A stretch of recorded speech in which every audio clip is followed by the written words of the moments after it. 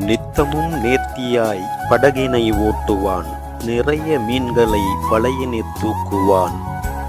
எத்தனையோ பெண்கள் இவனை நோக்கினும் ஏறெடுத்து எவரையும் பார்க்காது இருந்தவன், கல்லால் செதுக்கிய கற்கண்டு சிலை போல் கண்முன்னே வந்தவள் கண்டவிதம் கண்டு சொல்லெடுத்து பேச முடியாமல் தத்தளித்தான். நில்லாமல் வேறு இடம் செல்வதற்கு எத்தனித்தான். ஆரணங்கு அவளை அவன் கண்ட பொழுதினிலே காரணமறியாமல் உணர்ந்தான் படபடப்பை.